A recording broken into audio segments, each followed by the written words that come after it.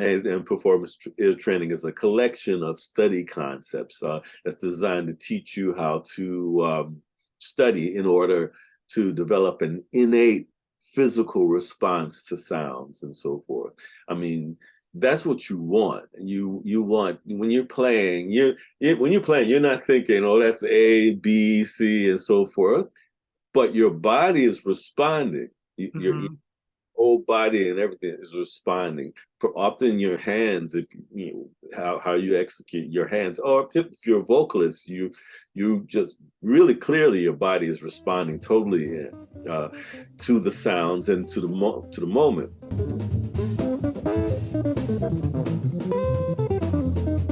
Hey everybody, it's Mike Jeffers, Chicago Jazz Magazine, ChicagoJazz.com, and welcome to another episode of Around Town.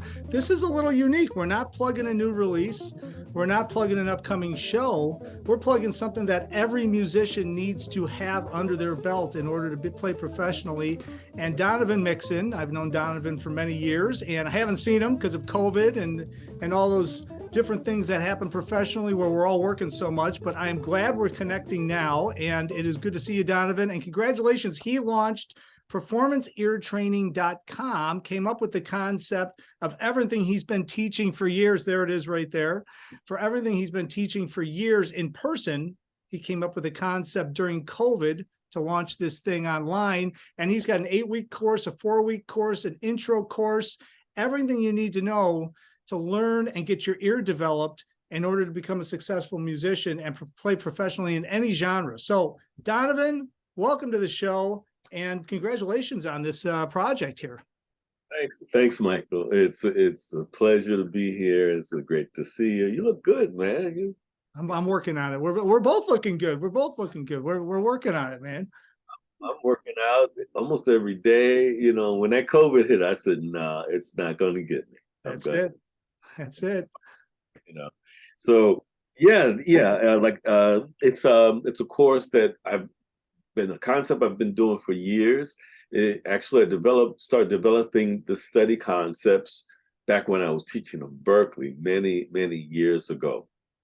And performance training is a collection of study concepts that's designed to teach you how to study in order to develop an innate physical response to sounds and so forth. I mean, that's what you want. You want when you're playing.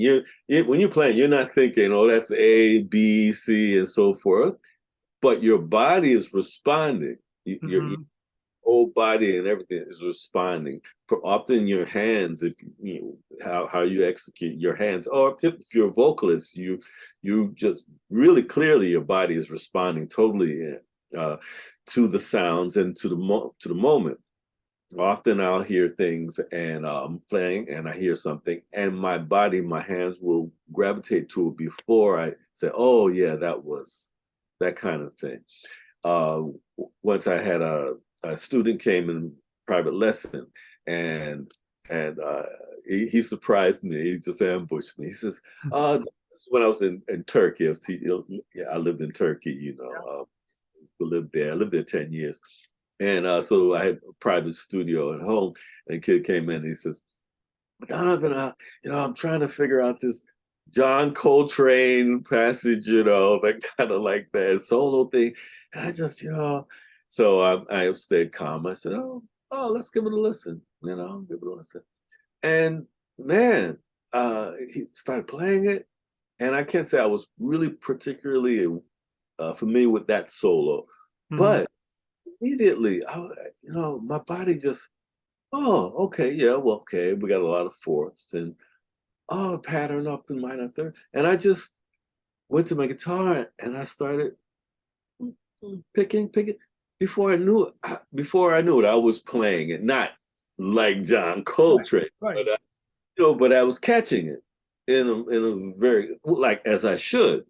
And I thought, man, a lot of water has gone under the bridge.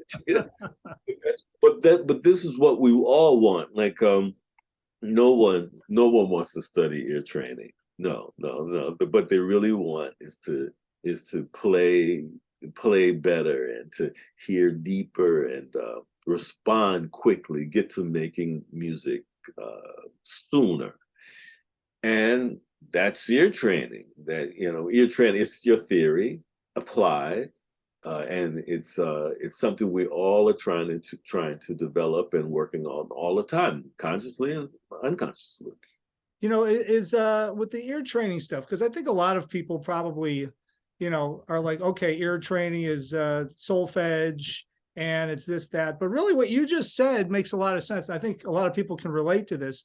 To me, I didn't think of it this way, but that's really what ear training is that you should be able to eventually play what you're hearing either in your head or what you're hearing from somebody else. And that is really difficult to do. But if you train your ear, we all hear about those prodigies, right? The young kids that are 5 years old that listen to something and immediately can play it on the piano without thinking about it. But that's really what you're talking about, right? Developing your ear to the point where you're understanding what's going on, even if the music isn't in front of you or anything like that, but you can find it on your instrument because your ear is attuned with what you play and you can play what you hear or what you think. Is that sort of the direction? Right, but you recognize relationships. Yeah.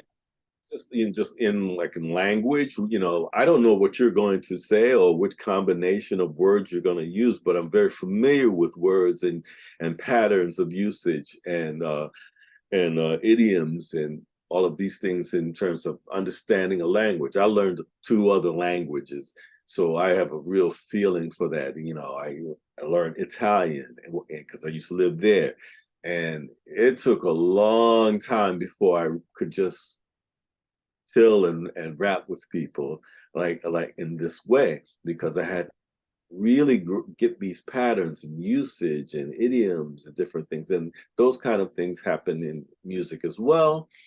And there are specific ways that you can practice to get these relationships inside of you. And if we're talking, particularly if we're talking about the tempered scale, Western music, which is what we're dealing with here, you get those relationships inside of you, you will start to respond and more quickly. And it's not about being perfect. You're not a machine, but you can do it faster. You get to learning music much more quickly. All my gigs are like that when it's not my gig, but someone else, a blessing, or they consider it a plus if I understand things quickly, because once you understand it quickly, then you can get to making music. Then you can just about the dynamics and articulation and the moment and all of these things. But if you're having trouble interpreting and hearing, then it's going to go much more slowly, and the result will be inferior. So let's talk about performanceeartraining.com. Let's talk about the courses, right? So you have an 8-week online course, and looking over the website, it's really done well, by the way. Congratulations. I mean, it looks really great.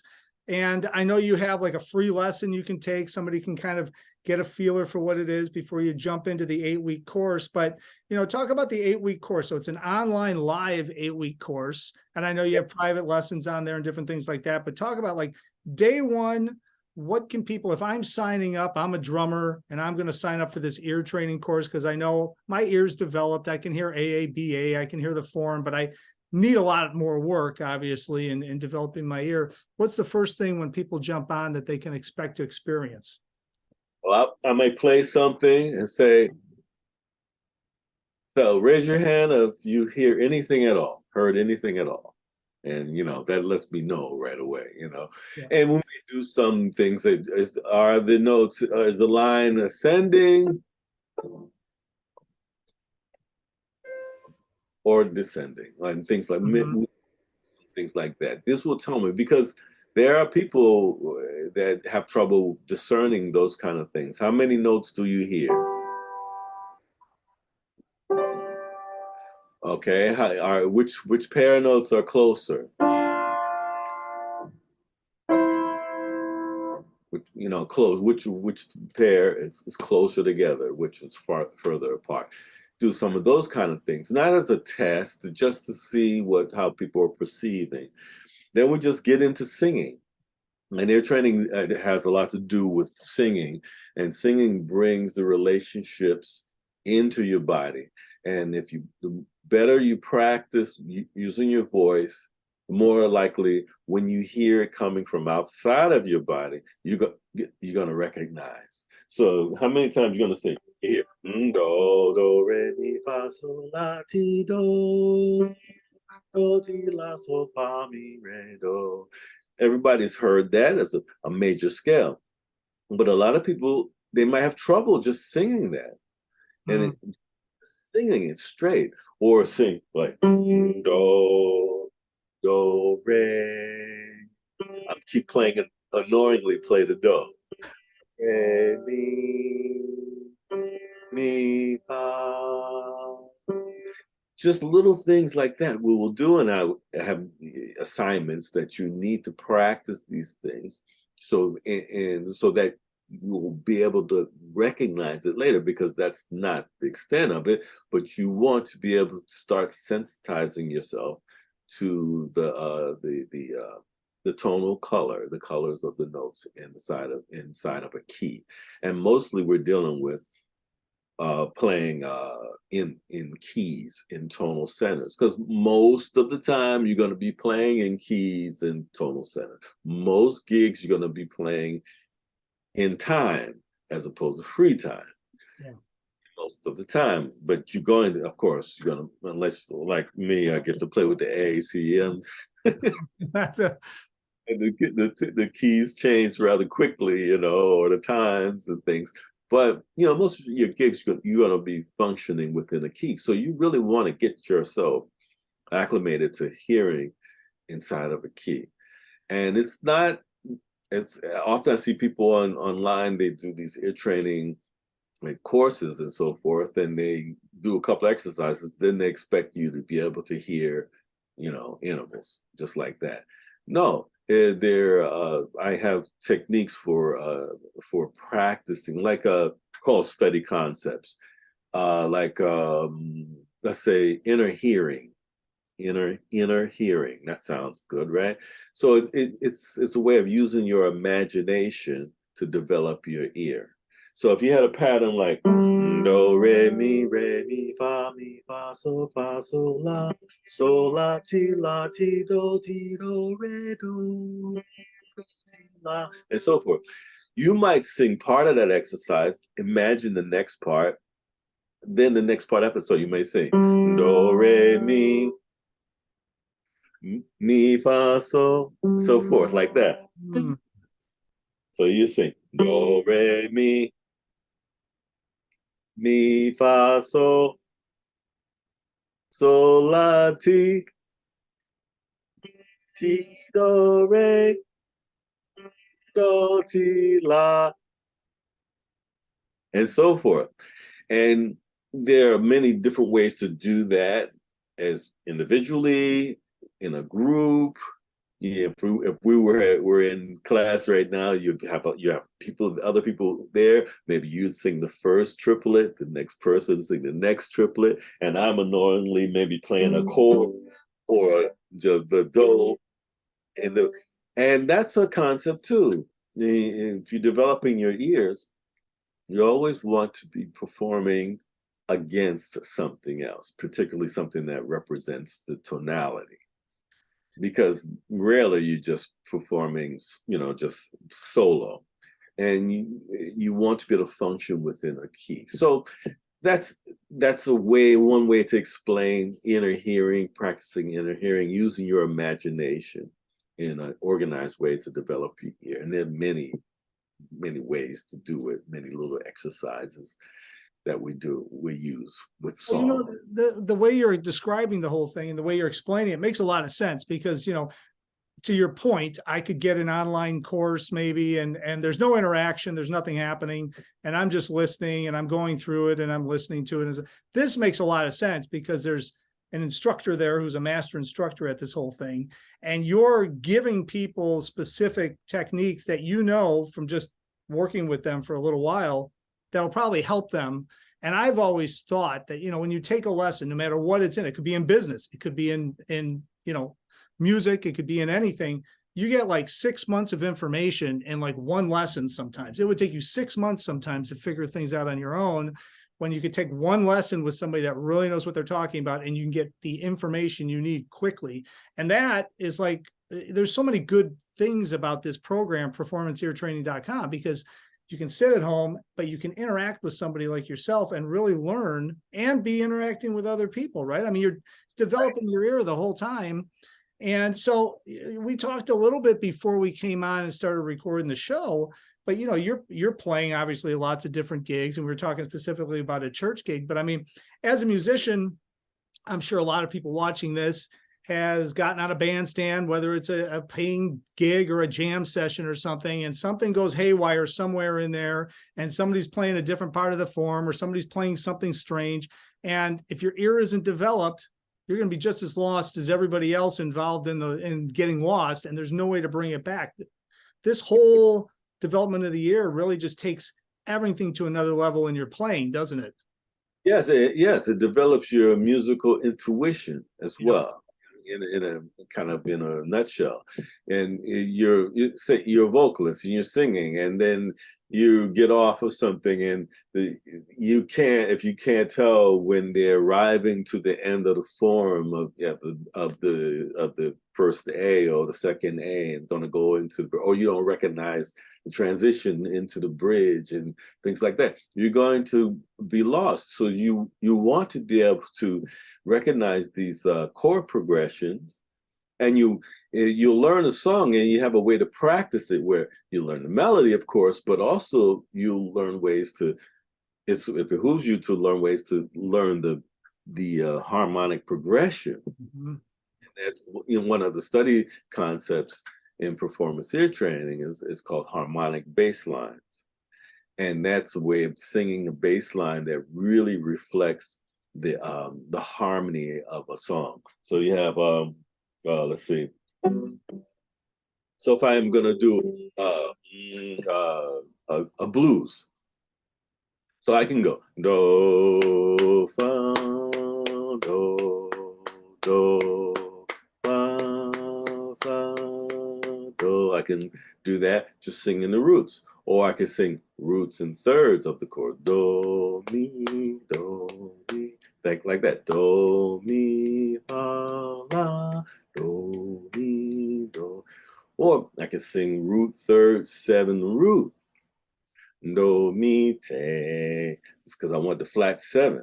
So do fa la me fa do mi te do so te do mi fa la me fa fi la me fi. That's that sharp 4 diminished, and it's all do mi re fa mi so la di. That's that 6 dominant.